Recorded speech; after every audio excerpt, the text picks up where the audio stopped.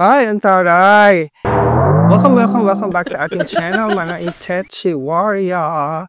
This is our next episode ng ating vlogmas, nakakaloka. So malapit ng Kapaskuhan, kamusta ang inyong mga jutang? Charit!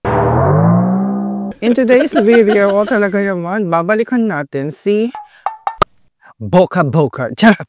Meron daw sinasabi tong si Boca, meron daw siyang pasabog ng bonggang-bongga. Sabi nila may pinagbago na daw siya. Is it true na may pinagbago na itong si Mocha? Hindi ako naniniwala hanggat hindi nila ako ina-approve. Charet! So anyways, yun na nga. Balikan natin ang kanyang mahiwagang alindog at of course, himayin natin ang kanyang payment terms. Magkano ba talaga ang pwede mo majutang? And ganun pa rin ba siya hanggang ngayon? Diba? May pa 7 days pa rin pa ba siya? Kasi ang nakikita ko dito sa kanyang app is nandun pa rin yung 5 months. Ay, 5 months na, oo nga. So, alamin natin. So, ito na nga. Alright, puntahan na natin. Agad-agad. So, ito na nga siya, So, pag open ko ng apps, sabi dito, parang napansin ko, nag-iba yung font ng kanyang mga lettering, Daret. So, welcome to Mocha. Dalawang exclamation na. So, ito yung mga kinukuha nilang impormasyon. At gusto nilang i-grant mo sila.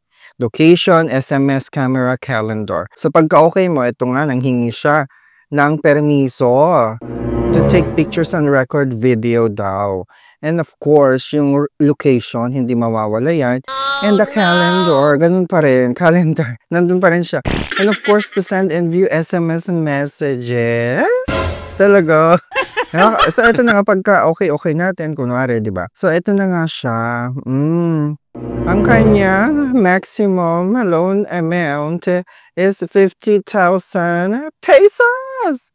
So, ang kanyang minimum is 2,000 pesos kinambular, mga memorya. Okay, so 91 to 180 days ang kanyang payment term. May pinagbago sa pagka-ano natin, apply agad. And then, chinukchak ko yung 50,000 pesos. Tignan natin kung talagang legit at totoo ito. 50,000 pesos. So, apply agad-agad. And then, pagkabungad ng pagka-login ko sa aking account, may congratulations agad. Congratulations! You are eligible to apply for another loan. Ha? Another loan talaga? Hindi nga ako na-approve eh. Puro reject kayo dito. Tapos another loan. Okay. So, ang disbursement 1,200 lang.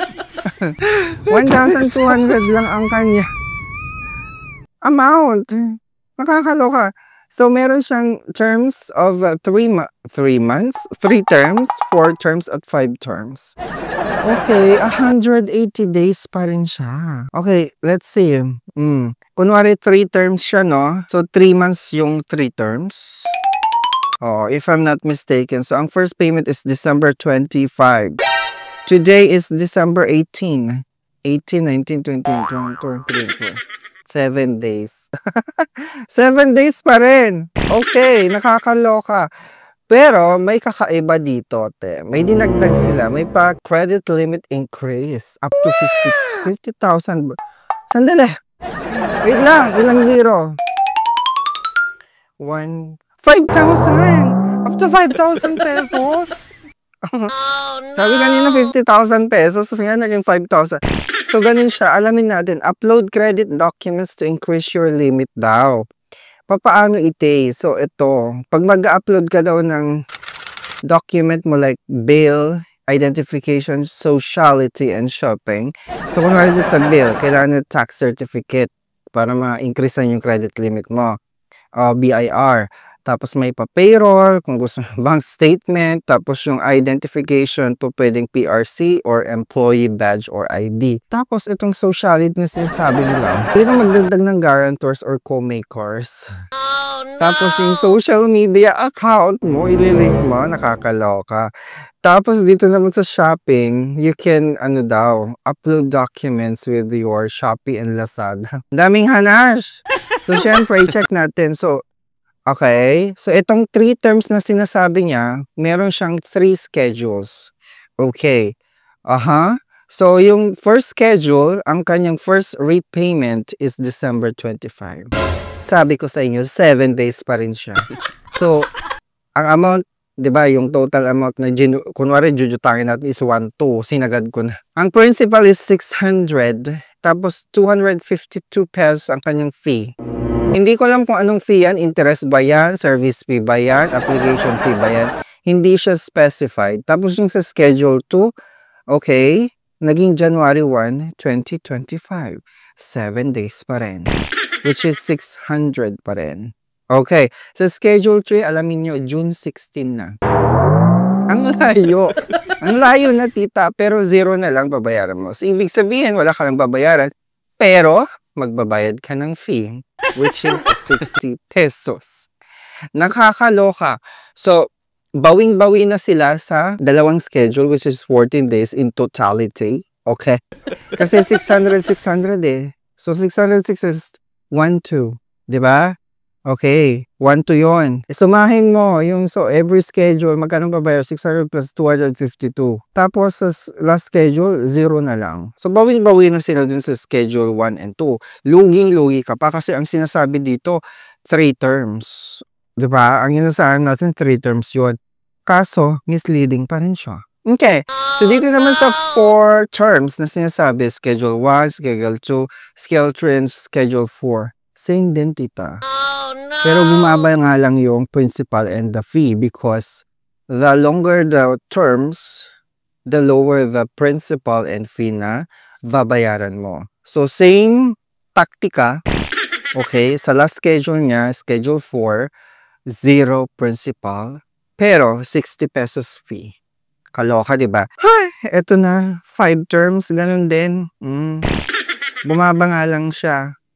Diba? As you can see, walang pinagbago itong si Boca Boca. So, ganun pa rin siya. Akala ko may malaking pasabog si Boca Boca. Siguro ang malaking pasabog na sinasabi niya, yung credit limit increase. So, na kailangan mo mag-upload ng documents. Yun yung natatandaan ko na wala noon.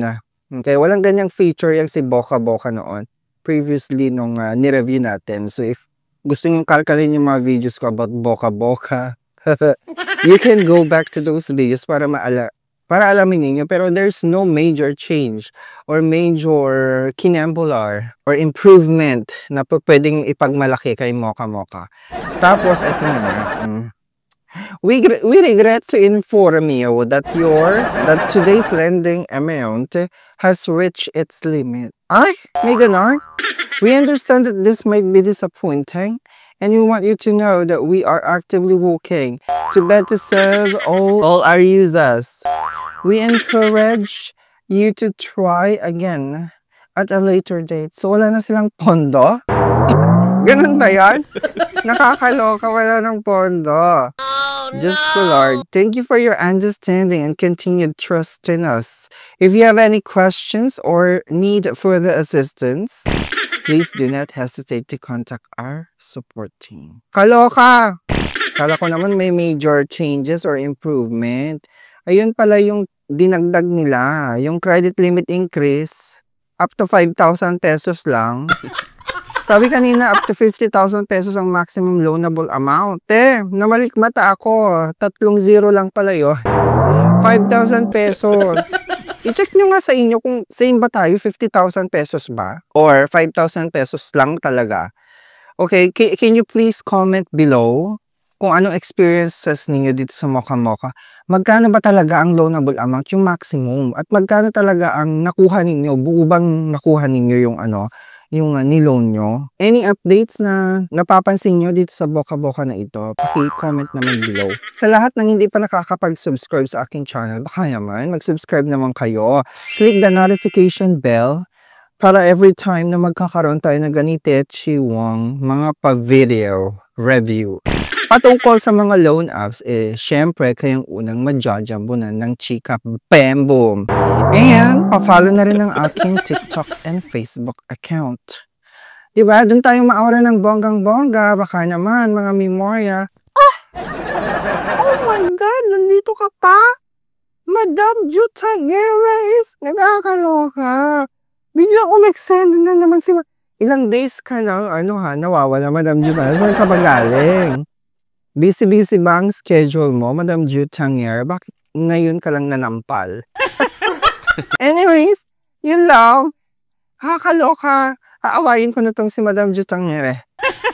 Don't forget to subscribe, mga Mima. Thank you so much. And happy Christmas sa inyong lahat. Enjoy your holidays.